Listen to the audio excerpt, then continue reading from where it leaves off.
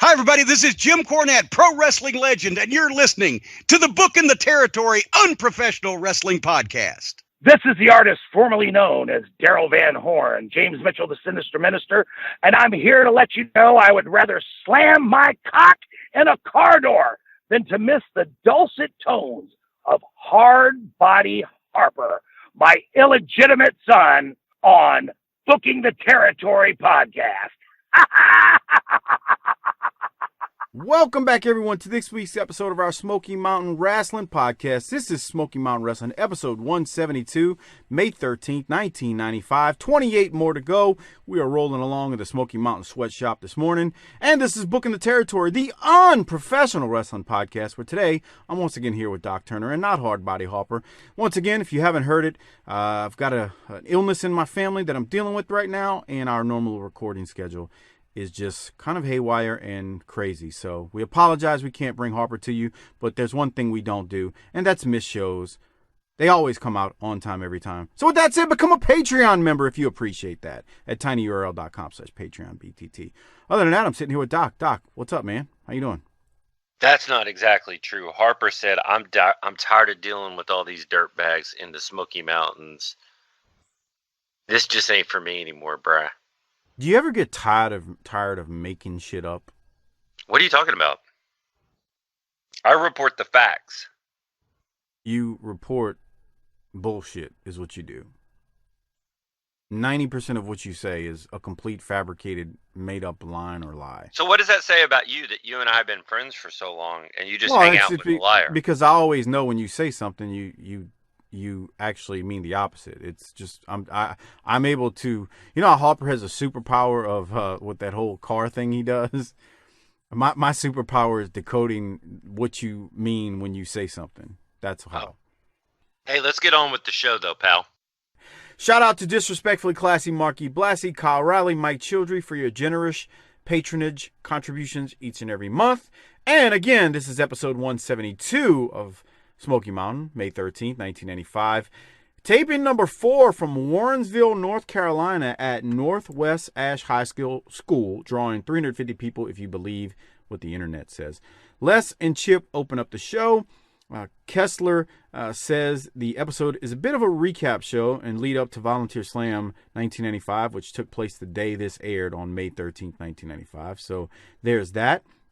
Doc, anything from the opening as I try to get this thing advanced to the very first promo we're going to talk about shortly?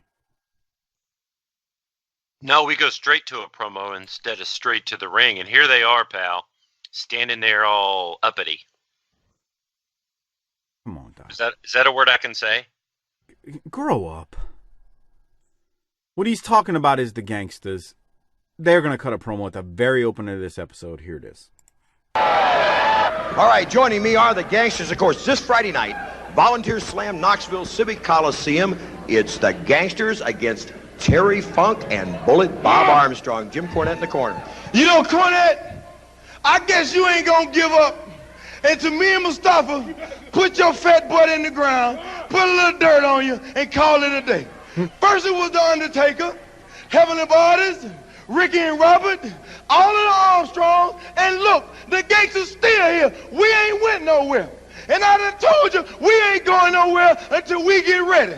Now, it's a catch to Friday night. You see, Cornette, you about as dumb, you dumber than I thought you was. You put up $50,000, and you saying that if they lose, you gonna refund everybody's money in Knoxville. I don't mind taking a whooping that night, but I ain't gonna take one. Mustafa don't mind getting up that night. He ain't got to give it up. Cornette, you gotta go to the bank, son, and I hope your Tilly card is long and unlimited, because you gonna have to come out of pocket that night. Because Terry Funk, he about like us. We got a little bit in common. He ain't one to be trusted either. And I know that if the money right, Terry Funk gonna peel out on Bob Armstrong. So Cornette, you get ready. Terry Funk, if you decide not to, you gonna get the beating of your life. And Bob Armstrong, you know what's gonna happen. All right, that's this Friday night, the Knoxville Civic Coliseum. And now, if you'd like to hear... Well, I mean, New Jack, that's interesting what he just said, isn't it, Doc? Mm-hmm. He planted some seeds. And I don't feel like I can say any more, or else, I might ruin something. So I don't really want to comment. I think what he said was self-explanatory. Well, the only thing I miss in my note here, and this is a really good promo, so we're starting from that jumping off point. But I do miss some of the things that we would get from New Jack back in the day. I need some black commentary about social events and just making white people feel uneasy about things. I listened to Ben Martin, one of our Patreon members. He directed me to a podcast that New Jack was on. It wasn't even a podcast. It was like a fan type thing that he did, and he got interviewed. It was like a panel interview, and New Jack talked about how Cornette basically told him go out there and make white people mad. Like that was exactly what he told him. And New Jack talked about how bad it was in the Smokies with them, like how these white people, they weren't really safe. But New Jack also went on to say that when he went to ECW, he flat out told Paul E, I am not going down this race war path again like I did in Smoky Mountain Wrestling. So I only say that to point out what you're saying. There wasn't really a racial undertone in this. It was just, he's just saying, man, Bullet Bob, you better watch out. Funk might turn his back on you. I mean, come on, man, be smart about this, But there was no racial undertone of in there at all, is what I'm trying to say. I would love it if he would have come out right there and said, how are all these beautiful, lovely ladies doing here in the Smoky Mountains? Okay, it just hit me. Harper does this all the time. Remember Rocky 3, the Clubber Lang one? When Rocky's giving a speech at the statue, and Clubber Lang says, hey, baby, why don't you come home? Why don't you come home with me? I'll show you what a real man is. That's what hit me when you just said that. Right. Yeah. So anyway, I agree. He doesn't.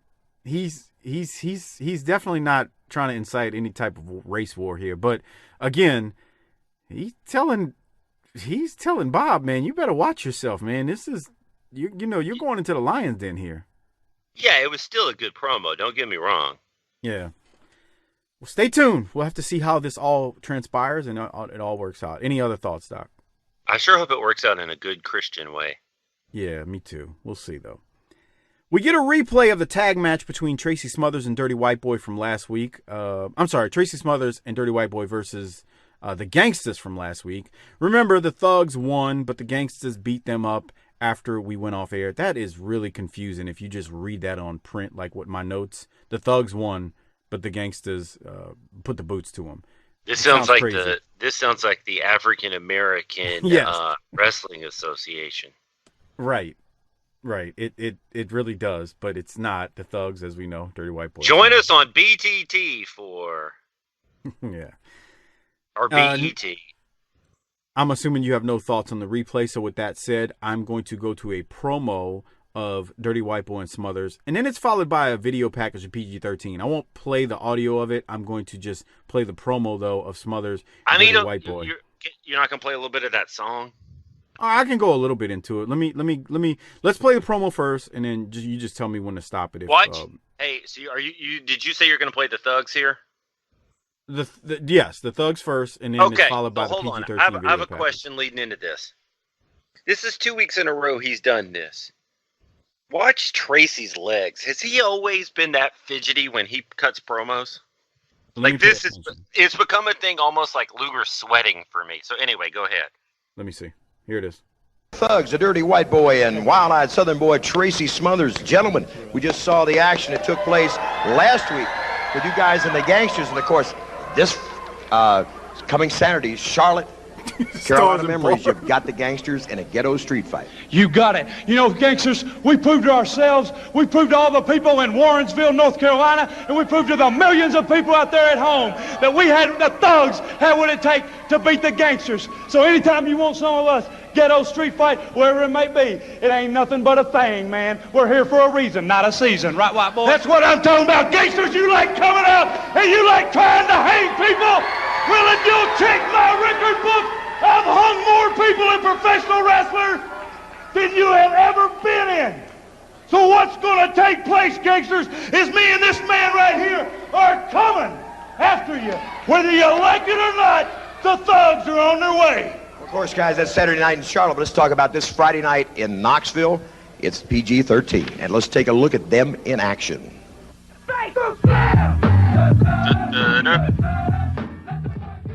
Jesus Christ.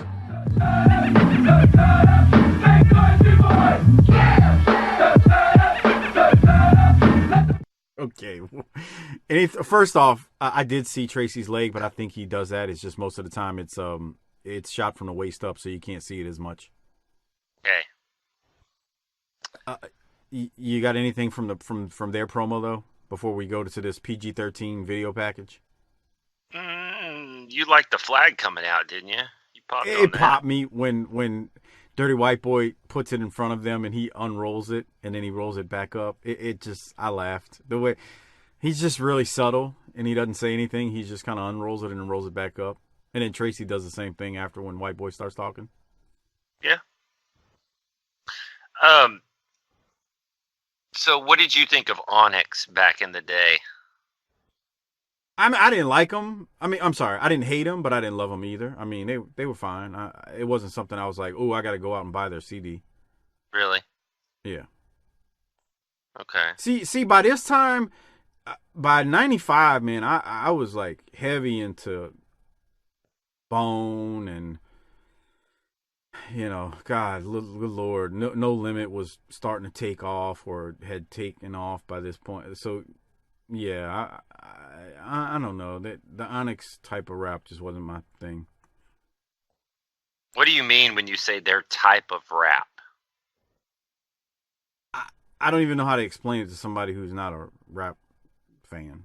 But I don't know if the beats, their style, I just didn't. I mean, it was if it came on the radio, it wasn't like I turned it. Because back then people listened to the radio for music. So what you're saying is that they were wiggity whack? You're putting words in my mouth. That's not what I said. I just didn't say. I said I didn't love them. I didn't hate them. They were well. Speaking of whack, let's talk about the PG-13. I wish Harper was here for this. These two guys. What? Why does it make you mad? It's these awesome. No. You know who these two guys are, especially the tall one, him. And I like him better. Wolfie D or whatever. JC Ice. I don't know. Wolfie D. I like him better. But you know who that guy is? That guy's the guy that shows up with his little girl at youth sports and is like, I'm going to be involved. And then you never see him again. He shows up to the first practice. He's like, I want to help out the coach. And he comes up to the coach and wastes the coach time. He's like, I'll assistant coach. And you're like, okay. And then you never see that guy again. Or he wants to be too involved and doesn't have a goddamn clue how to communicate with people or how to coach appropriately. How many times has a Wolfie D-like character, he's all thugged out, he's a wannabe bad guy, but he's down with youth sports, have you come across in your days? Too many to count. Right. Too many to count. He's a gangster at night here, and he's down changing oil at Firestone and Jiffy Lube during the day. Say that again so it sinks in. He's a gangsta at night, a wannabe gangsta at night, but during the day he's down changing oil at Firestone and Jiffy Lube. Probably Jiffy Lube because he got fired from Firestone because he couldn't get to work on time. Oh boy. These guys, the beautiful part about PG-13 is that you can walk out your door and throw a rock and hit 15 white dudes that think that they're thug-tastic still in 2019 and that they're all gangster and shit. Sit the fuck down, Kyle. You just described how every kid from New Orleans looked at the white kids in Metairie. Where Harper I from. bet Harper was their lead. Harper and Luke Hawks were their leader, right? Oh my God. You have no idea. Maybe not Harper as much as Luke. But see, Luke's 10 years younger than me almost, so he's not 10 years younger, but he's younger than me, so a little different, but still, oh my God, you have no idea. That's like walking up to people and calling everybody partner, like they're gonna fucking do something. Bruh. Hey, you don't want to get in any real trouble and jeopardize your scholarship there, pal. Right. All right. So I didn't play the second promo from White Boy and Smothers. They're talking about PG-13 and the volunteer. Man, slam. I was like gonna go back. I was gonna go back and say they all better listen to something there, because if they're talking about shit, Dirty White Boy's got the trump card on everybody. I'll hang a motherfucker. Here, let me play. It's short. Here it is. This is after the video package of PG-13. Here's White Boy and Smothers. They're talking about PG-13 and volunteer slam. That's tonight. Champions PG-13 defending against you two in Knoxville. Well, you know, PG-13 come out here, and they're downgrading Smoky Mountain Wrestling. They're saying the USWA is the place to be. Ha! If you want to fight, if you want to get your eye pulled out, a nose broke, or some teeth knocked out, you come to Smoky Mountain Wrestling. What it boils down to, PG-13, is you're two little men in a big man's world. And I'm getting sick and tired of it, so I'm coming, and I know this man is coming to just beat somebody up. Ain't that right, Wild-Eyed? That's what I'm screaming. What I'm talking about, PG-13, there's no doubt you're a great team. You're the USWA Tag Team Champions, but you're looking at the thugs, guys. Woo! Shine them belts up and get them looking real good, because that volunteer slam, they're coming where they belong, around the White Boy and the Wild-Eyed Southern Boys' waist. The thugs. There you have it. This Friday night in Knoxville, Saturday in Charlotte. Okay. Thoughts on it? I mean, I'm sitting here and you know, let's be clear, because people don't understand critique anymore. I don't like PG-13, so they're doing their job, right? Because they're heels. I want to see these N-words that start with a W get their ass kicked. So they're doing good. They're doing what they're supposed to do. So I'm downplaying them, but they're playing a character that I don't like. So people don't understand wrestling anymore. You want to see those little skinny bastards who think they're tough get their ass kicked. Right. Okay, so let me ask you a question. Have you ever seen a movie? It was kind of an independent movie called White Boys with a Z on the end instead of an S. No. It's about these cornfield white kids that all love rap. Wait, I think I saw that a long time ago now that you say it. And they have one black friend, and they go into the city to try to get some drugs to sell so they can live that life. And it goes wrong, and it gets real, and they crap their little whitey tighties.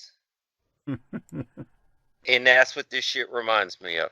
You're out there in the damn country where the fresh air and all that shit, and that ain't good enough for you, so you got to go in and cause some trouble. I got you. Yeah. Okay. That's what this reminded me of. I've seen that. Now that you say it, now that you described it, I remember it. It's been a long. That movie's old, Doc. I know, man. Holy I've been around. Shit. Okay. I grew up in the hood, and you know what I didn't do?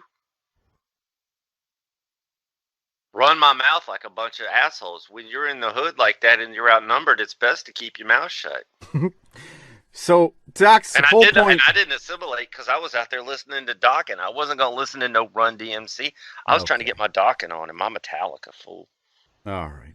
But to the point Doc's making, they're heels, they're chicken shits, they're not gangsters, and we want to see them get their ass kicked. They are clowns. Clowns. They're buffoons. They are buffoons. And it's as Corny says. And it's awesome. I mean, that's what they're supposed to be. As Corny says, he says this in a different context when he says it, but you're a buffucking foon. Yeah. They are clowns, buffoons. But I also had a note. I get the feeling, because I mean, we're starting to enter the time period where a young babyface Mike Mills is thinking about putting on a pair of boots and trying this thing on, right? When did you have your first match? Oh, early 96. So you're within a few months of your ring debut. I feel like if Menace to Society had a video package back in the day, it might have looked something like this. But I wasn't skinny like these dudes, man. Right, but you peering around a corner looking for 5-0 and shit with a hubcap or something. But I wasn't 170 pounds either. What were you, 270? By that point in 96, 225 to... I don't know, I may have been more than that. I was well over 200 pounds, I can tell you that much. I was definitely more than 220. Definitely more than 220. I was not that skinny, though. They were, God, those dudes, Jesus Christ. Anyway, all right, let's keep going. So the point being Doc's trying to make is, they're heels. We want to see them get their ass kicked, especially by Smoky Mountain Wrestling, stalwart, thoroughbred wrestlers, Dirty White Boy and Tracy Smothers, the Thugs.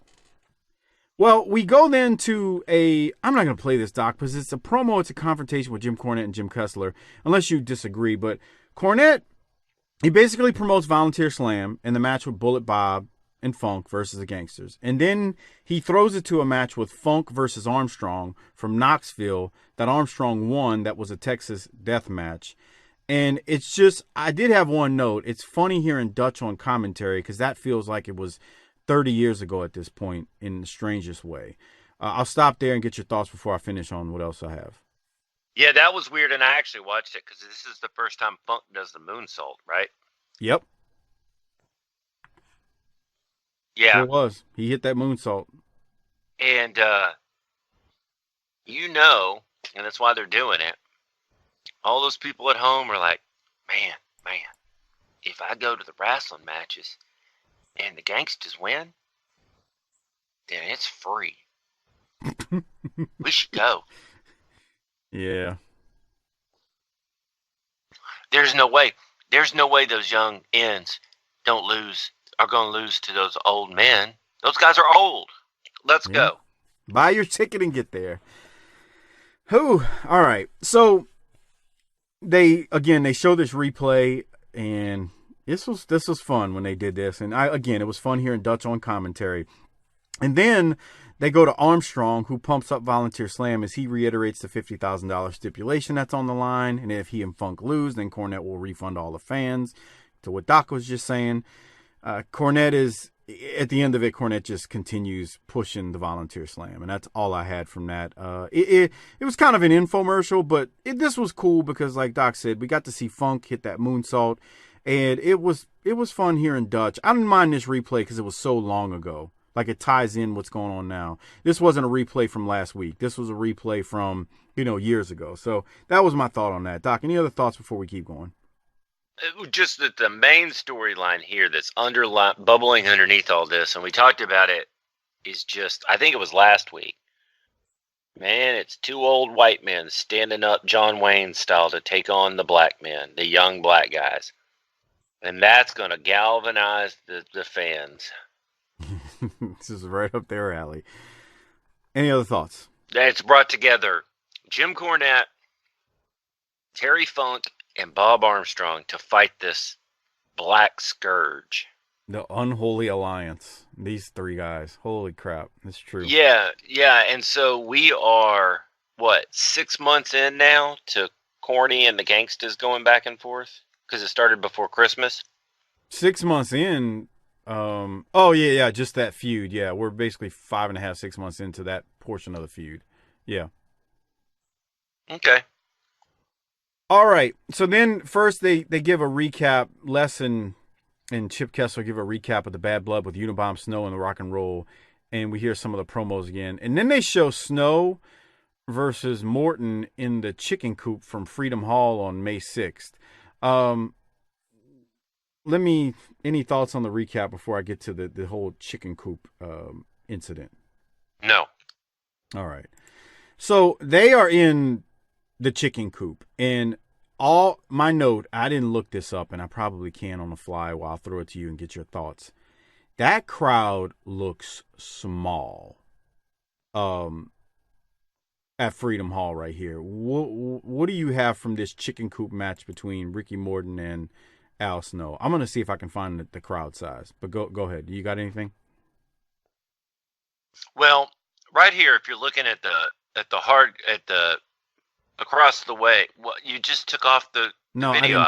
I didn't take off. It's Google Chrome's opening up, and that's why it just. Jesus Christ! I was going to talk to something that was happening on the screen. Look at the lady standing right there between Curtis and the wrestlers.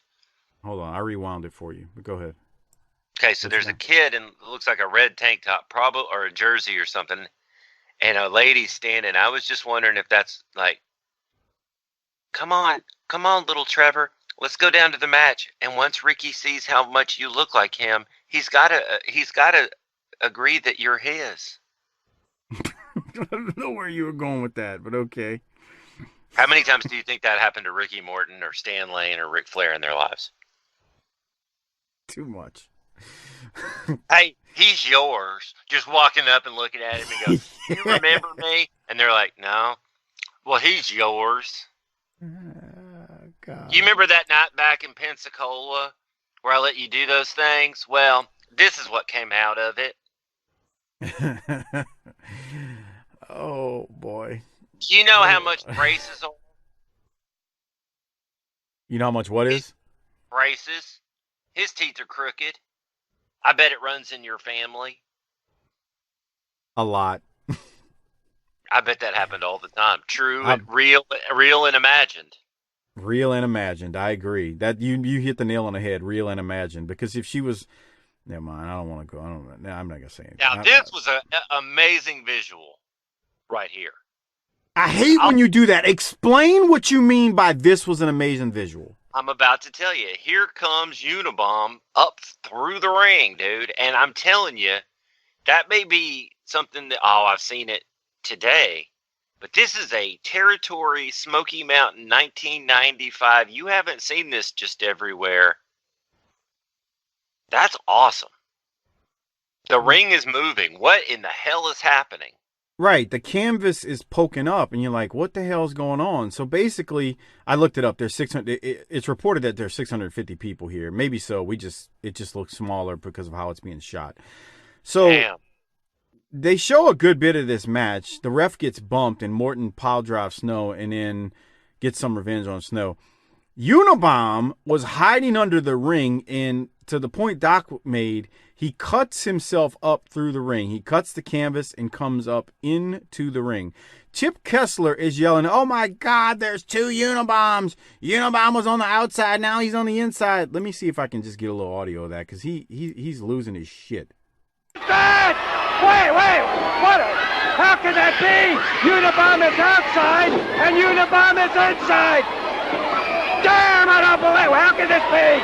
How can this be? Unabomb is outside. Unabomb is inside. Two Unabombs. Go up, Unabomb.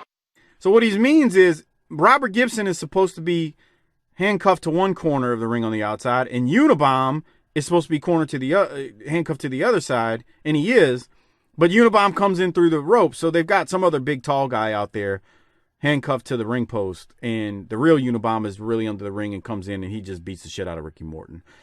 And this goes on for a while. I mean, they're in the ring, they're destroying Morton. Unabomb power bombs Morton, as we see on the Patreon video. Bobby Blaze and Boo Bradley, they come out and they're trying to climb in the ring to save Morton. Gibson, who's handcuffed on the outside, he finally gets free and climbs in through the hole that Unabomb came through. Bobby Blaze and Boo, they follow and come through the hole because they can't get over the top because, God, that ring is so rickety. And how do you climb that shit when it's moving on you, right? Look at that. I mean, that's suicide. Why would you climb that, Doc? You wouldn't. You don't. So, long story short, the way they get into the ring is they have to come through the bottom like Unabomb did. And Bobby Blaze and, like I said, Boo eventually get in that way. Unabomb and Snow finally retreat, and Morton is beaten and battered, left laying. Doc, any thoughts? Yeah, again, I just want to say that this may not be shocking now. First of all, when Snow was kicking them off the cage, I thought the cage was going to go. Look at that cage, man. Look at the cage. It's not holding up well to the action here. But what a visual. What a surprise. I always loved that whole territory wrestling. Somebody camped out under the ring with a six-pack and just sat there all night. The dedication to the bit. I thought this was great. Absolutely fantastic. I thought it was great that Gibson was smart and went in through the hole in the ring. I liked everything about this. It was, I mean, when you see it for the first time, I don't know if you expect what happens to happen. Because everybody's going to say, oh, I remember when Taz and Bigelow went through the ring. Okay. But it is. That was cool too. I like that. Yeah, this is different, man. Like, this is 95, and I don't know, man. It just was weird. The thing was, Unabomb, whoever the fake Unabomb was on the outside, had a mask on, so you didn't think that anybody would come through the bottom. And when Unabomb comes through the bottom of the ring, cuts a hole in, and it was even before he did that. He's pushing up through the canvas, so you see the canvas like lifting up. You're like, what the hell's going on? Yeah. So when he comes in, you're like, damn, that's pretty awesome. And then everything ensues after, and then the visual that they can't climb the cage because the cage is so rickety and falling on the side. It's pretty damn good. Long story short, Morton gets the shit beat out of him, and he's battered, when they leave him laying. Any other thoughts, Doc, before we go to Morton's promo? No, very, very well done. That was nice. So Ricky Morton now is on, I guess, the second or third story of some building, and he's promoting the upcoming scaffold match. I thought that was a high school in the daytime, and I was like, somebody alert the cheerleaders. Oh, wow. Okay. What? All right. Let's go to Ricky Morton now. He's going to promote the upcoming scaffold match, and see what you got to say. So ever since you've come to Smoky Mountain Wrestling, and every match that we had with you, you always seem to be standing there with Unabomb. Either in tag matches, you're always standing behind him, and then when we had matches where there was certain stipulation, you was always able to involve Unabomb. Well, this Friday night in Knoxville, Tennessee, Al Snow, me and you are going 20 feet above the ring in the scaffold match. Now, I know that you're trying to think of things that you can do to the Rock and Roll Express, but one thing is, I want to tell you for example, when we're standing 20 feet in the air, you see Al Snow, I can see Unabomb coming a mile away. So I know this Friday night in Knoxville that when we're up here on this cage, nobody's going to be able to interfere. It's just going to be me and you, Al Snow. Now, I don't know if you know anything about scaffold matches or not, but you see, I have had a little bit of experience. And when you're 20 feet above the ring, you can see exactly how high it is. What you got to look forward to, Al Snow, when you're standing up there, it's one-on-one. Now, for one thing, I can say to you, Al Snow, you say that you hurt me real bad, just dropping me 3 feet on my head with a power driver. Now, for example, I want to show you something, Al Snow, what it's like to fall 20 feet on your head. You see, Al Snow, this right here kind of looks like you, melon head. For example, I want to show you what it's like when you fall 20 feet in the air on your head. Al Snow, there's only one thing you got to remember, that when we're 20 feet above the ring, there's no safety rails. The only way you can win is to knock your opponent into the ring or into the floor. I see you this Friday night in Knoxville, Tennessee.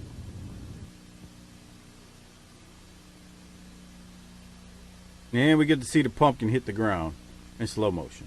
Wasn't that more than 20 feet? Only water. Wasn't what? Isn't that more than 20 feet? Oh, hell yeah. That's freaking 30 feet at least. Right. But the pumpkin... reminded me of the Road Warriors throwing the pumpkin off. That's why Fans, we've arrived. That's why I keep saying pumpkin. Because that's exactly what it was. That's exactly what Corny did. Because Corny was involved in that when they did that on the scaffold that time. With the Road Warriors throwing the pumpkins down. So I don't like the match. But that was an effective promo because it was just, he ain't fired up. He's like, he ain't wooing out there, wooing and hollering. It was, I'll see you Friday night and you're going off the scaffold, Melonhead. Exactly what happened. Now, with that said, I got to go to Al Snow here. His promo. He goes on way too long, though.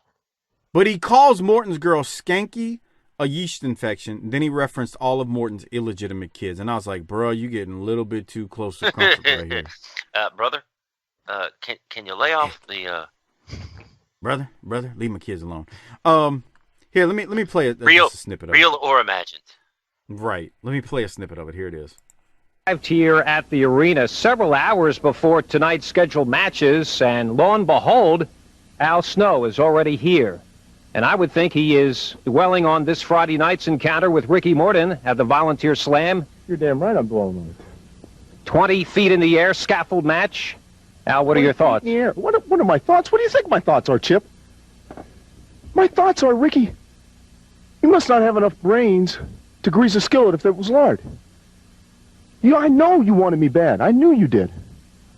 But I didn't realize you wanted me that bad. Not bad enough to put your life at risk and mine. I'll be honest, Chip, I'm scared of heights. Most normal people are. I don't want to go up there. But Ricky Morton is forcing me into a situation, well, not just Ricky Morton, Smoky Mountain Wrestling, is forcing me into a situation where I don't only have to put my career on the line, I have to put my life on the line. Now, you're 20 feet in the air, no interference. The only way you can win or Ricky Morton is to drop the foe down to the ring or the floor. You must have some strategy. Oh, I've got a strategy. I've got a strategy. Because as much as I want to end your career, Ricky Morton, as badly as I want to put an end to you, I just as badly want to make sure that I don't put an end to myself. Don't you think for a minute, not for 1 second, that when you're hanging there, your fingernails are scratching on that scaffold, and you're looking down, don't think for a minute that I won't kick you right square in the teeth. Don't you think for a minute that I'll hesitate to drop you on your head 20 feet to the concrete below. I don't care, Ricky, what happens to you. I don't care about your stinking family or all your little illegitimate children are out there running around. I don't care about your skanky bag of a yeast girlfriend and how you're going to support her. You should know that by now, Ricky Morton, because if I'm willing to go to the extent that I've went to already, on the ground, Ricky Morton, the extent that I've went to with you already, on the ground, what do you think I'm going to do when you put me in a corner 20 feet in the stinking air? Robert's going to be down on the ground where it's safe, Ricky. And I know you've been in scaffold matches before. But I really don't give a damn. Because I'm telling you right now, you're putting your life on the line. And I'm putting mine. Not just your career, Ricky. You're putting your life on the line. And I'll do whatever it takes to put an end to you. And you people in Knoxville, you want to come and see something? You want to come and see a match you've never seen before? You come and see it, because I'll give it to you. Not because I can, but because I always do. And Ricky Morton, you better come and be prepared to risk that neck of yours. Because when you think it hurt, when I dropped you on the head, I dropped you on your head in the ring from maybe 2 or 3 feet. What do you think it's going to happen when I drop you on your head from 20 feet? And don't think I'm not going to have any compulsions about doing it. All right, Doc. He did go on for a while, but any thoughts? How many people in the Smoky Mountains knew what the word compulsion means? That's nice, Doc. He's talking about having convulsions. What? Yeah, he went on for a while, but it was fine.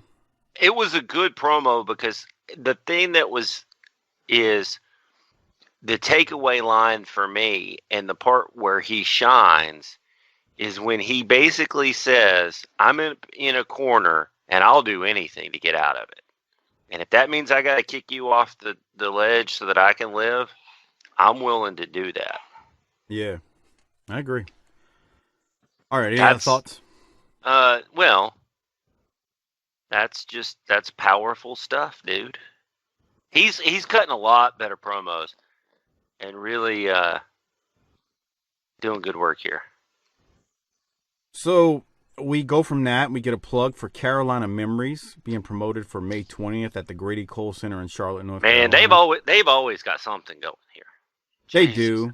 I can't keep up with all this shit. Here comes Sandy Scott and Tim Woods, and the Weaver Lock is out there, and Magnum's gonna hobble out. Yeah, they're doing this show in Charlotte at the Grady Cole Center, and they're bringing back all the old, I don't want to say all, but they're bringing back numerous people from the Mid-Atlantic territory, and you can't say Cornette wasn't working his ass off. That's all I have from this. Other than that, I mean they're busting their hump, man. They're doing a lot of stuff, and that's all I have. You got anything else from the plug here for that? Nah, we ain't gonna see it on TV, so I don't give a shit. Yeah, we don't. They don't show anything from it. So if you're wondering, that's they're not gonna show anything. I got a hard enough time just trying to cover what we got on TV here. I don't need right. extra. I'm with you. We get a recap of the feud with Killer Kyle and Boo Bradley that has led to the Jersey dog collar fight, and there's a promo involved. I don't have anything from these promos though. Killer Kyle is just a country sounding dude. It's amazing. Yeah. What was that? His second promo or the second time he's ever spoken? 3.5 years in the promotion almost at this point, and this is his second promo ever. Okay. Yeah, you're right. All right, so then any other thoughts on this whole thing with Boo and Kyle? It's one of those things where I'm more interested in seeing it than I am them talking about it. I think I'm with you there, and it's not that they're bad. It's just I'm definitely more interested in seeing it than them plugging it or talking about it or promoing. So we go then to Buddy Landel, Smoky Mountain Wrestling Heavyweight Champ. He's going to take on Steve Armstrong for the Smoky Mountain Wrestling Heavyweight title. This is supposed to be a figure four challenge. Les even says the only way to win is with the figure four. You can't win by pin.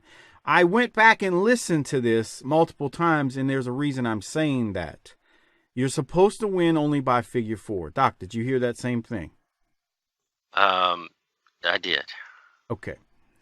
So, you're supposed to only be able to win by figure four, but we got some shenanigans at the end here with the figure four. So, oh no, not shenanigans. So real quick, I'm going to talk through it and I'll play it back for our Patreon members too. So Steve Armstrong, he puts Budrow in the figure four, but the ref is nowhere to see it because the ref is knocked out. Budrow takes an entire case or entire bag of cocaine out of his trunks. Jesus Christ. Look at that. Look at that eruption. So, you know what happened, Doc. He's got it tied up in a knot and it's got air in it. So he couldn't get it open. So when he squeezed it, it just exploded. Man, that was what it must be like to be a girl. Look, here it is again. Getting squirted in the face. Here it is again. Boom. So for the people, it explodes on him and over his head, a cloud of powder before he throws the other part of the powder. Delicious. First of all, anytime there's powder, I'm involved. And, with Buddy and Buddy and... Dude, I popped so loud. When that happened, it looked like the Challenger when the Challenger blew up. Come on. I'm not trying to make fun of it. I'm talking about the cloud of dust. It was an explosion in the ring. It was a bigger explosion of powder than what he threw in Steve Armstrong's face. Right. That's the point I was trying to make. So he explodes the powder, and then he throws it in Steve's face. And then Steve had him in the figure four when he threw the powder in Steve's face. So now Buddy's got the figure four on Steve, and referee Mark Curtis, I think it just kind of hit me. Maybe he's so knocked out, that's why he decides to count to 3. I don't know. What do you think? I thought he counted to 5 there. Well, he did. He kept counting, but... So, the long story short here is Buddy cheats and throws powder, which, if you're the ref, you got to look around and be like, look at all this damn powder. Why right. Is there a There's a fucking lot of 8 ball evidence cocaine here on the ring. canvas? Hey, can you go back to 38-15 real quick and tell me if Buddy flipped off the crowd? My phone screen is cracked, so I couldn't really see. 38-15. Okay, so I'm at 38-07. Let's see. 38-11, 12. Yeah, that's what it looks like he did. He looked like he threw it twice. No, he's snapping. He's snapping. Oh, he's snapping. Yeah, he like did. That. Okay, I couldn't see that on my phone, so okay. Okay, he snapped. All right, just a snap then. All right, so I got to see the powder one more time, Doc. That was hilarious. That was great. So how many times in Boudreaux's life do you think he did that with a baggie of real white powder? That was like trying to down on his hands and knees, trying to clean it all up and get everything. Oh boy. Jesus, it just shoots he's all excited with a new baggie, an 8-ball, and oh man. Okay. Okay, so again, let's recap this. We're confused because it's supposed to be a figure 4 challenge. He's about to snort a big line, and then he drops it, and it goes from anticipation to just panic in a second. Yep, pretty much.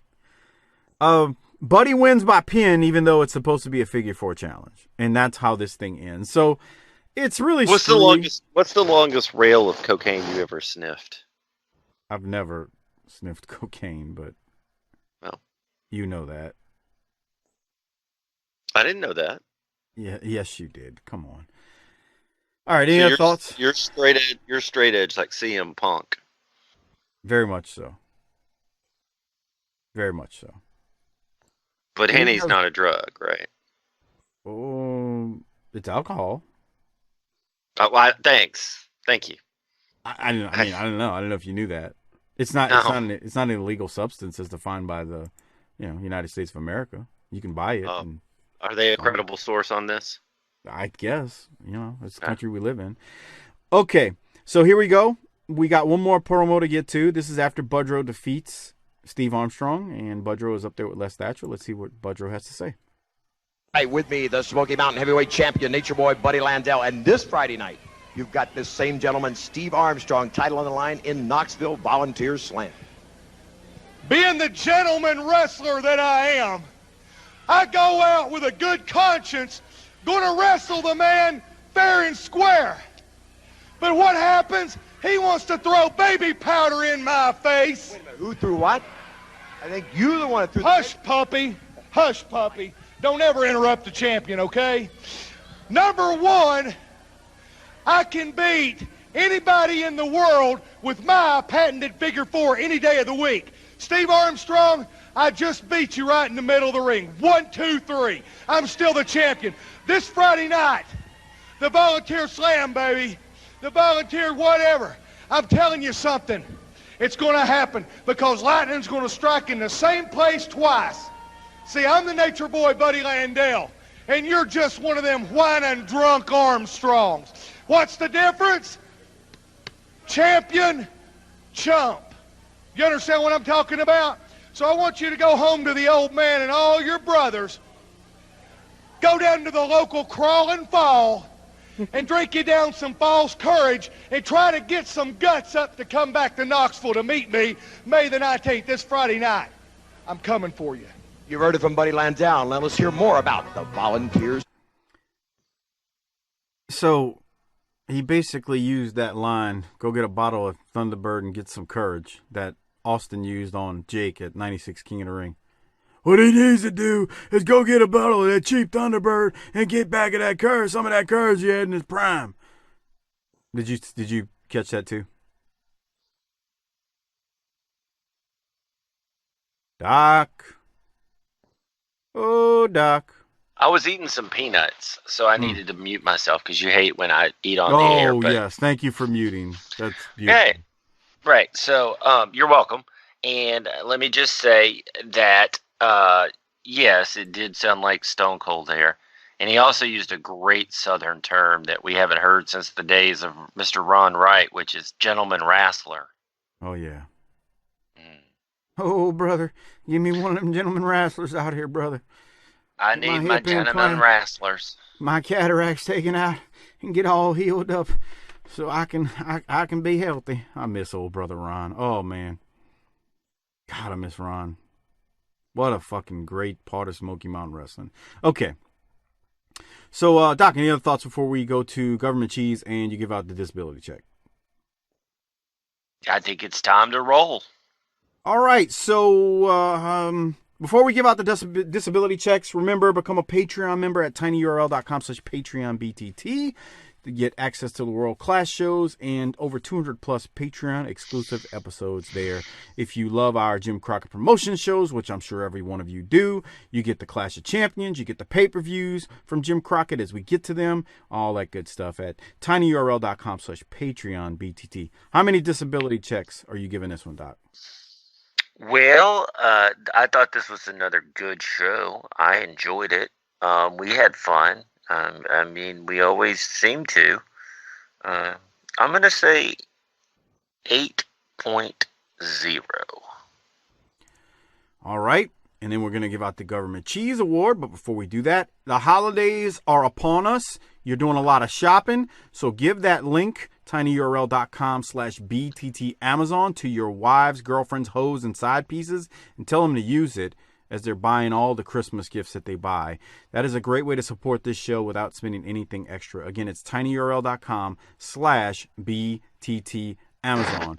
Not only, as Doc says, not only give the link to them, actually physically go to the web browser, put it in, and make sure they use it. Not just don't tell them, because broads don't take directions well. They'll just nod and go, okay, and then go, whatever, and then go back to teeth and those BTT assholes.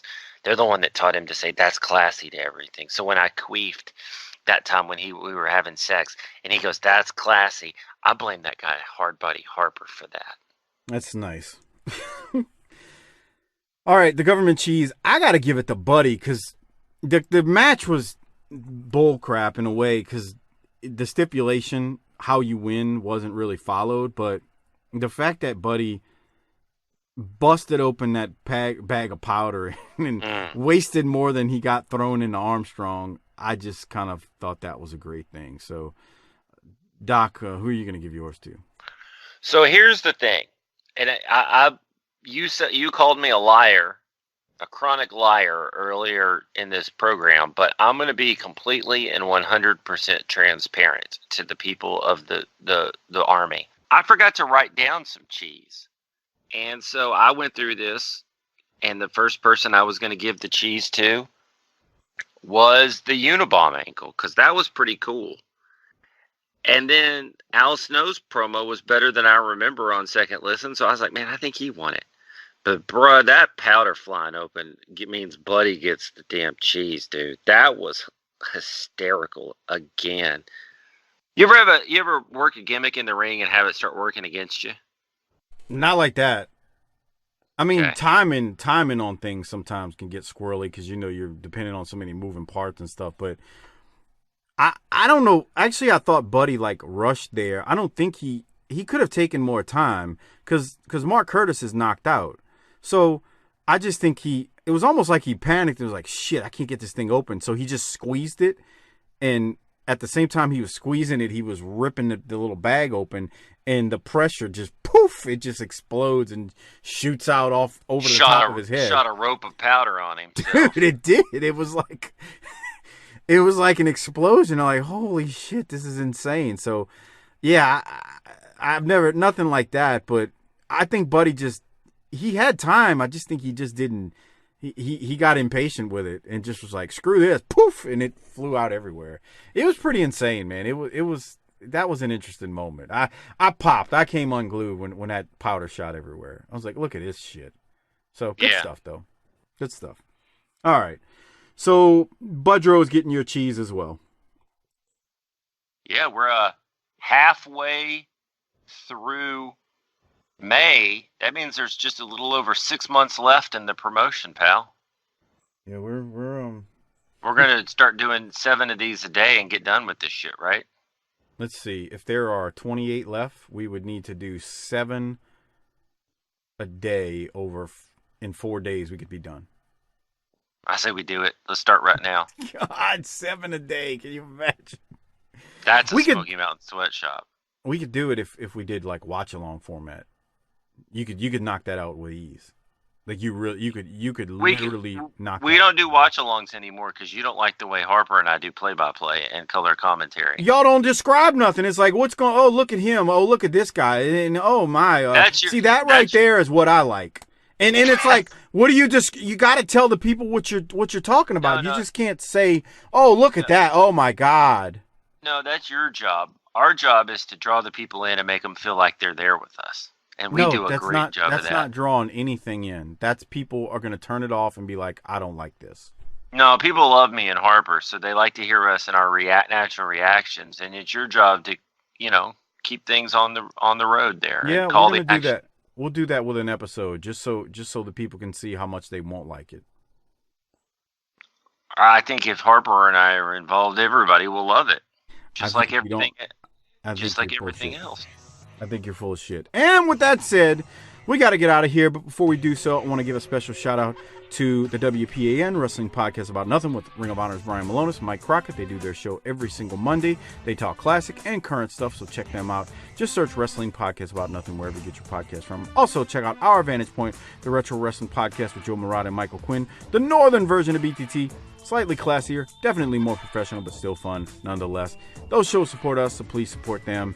And that's about it. We're going to get out of here on that note. I don't think we have anything else. So, Doc, you may hit the tagline, and you may take us home.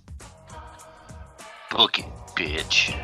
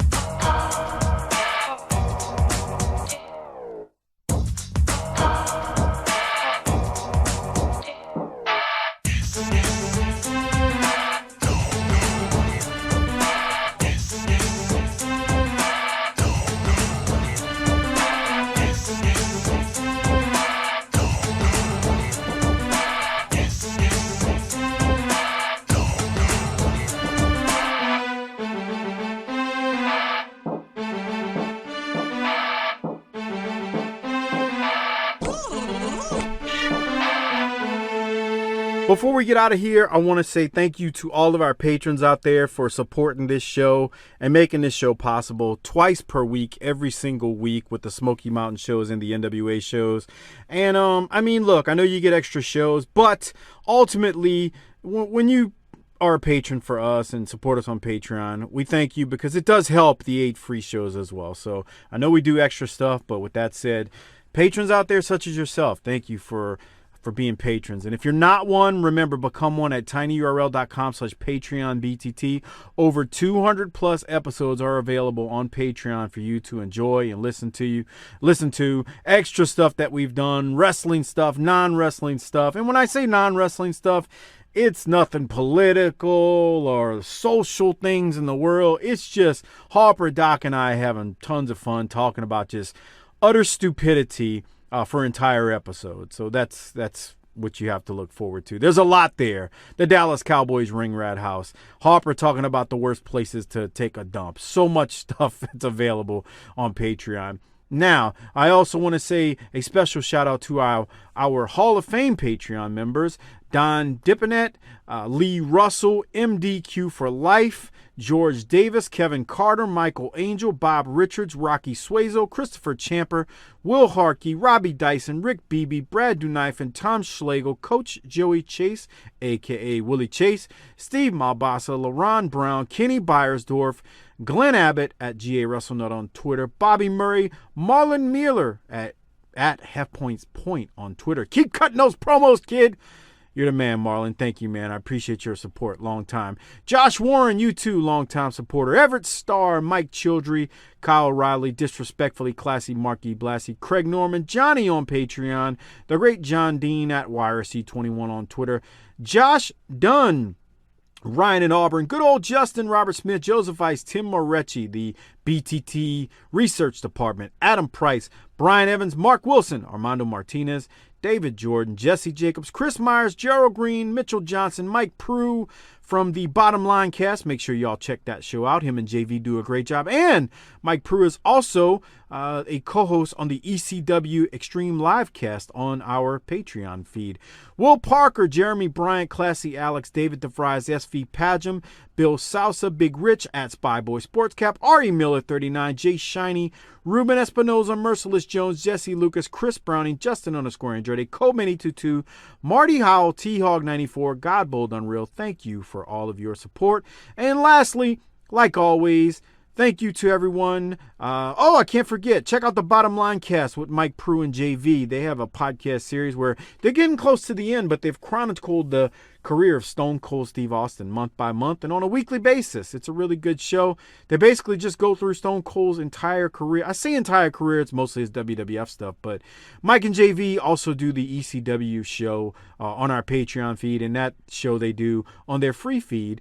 Just search the Bottom Line Wrestling Cast or go on to Twitter at Bottom Line Cast and you can find them. Thank you everyone for all of your support. That's it. We're going to get out of here. You know what Harper always says when we get out of here? Book it, bitch.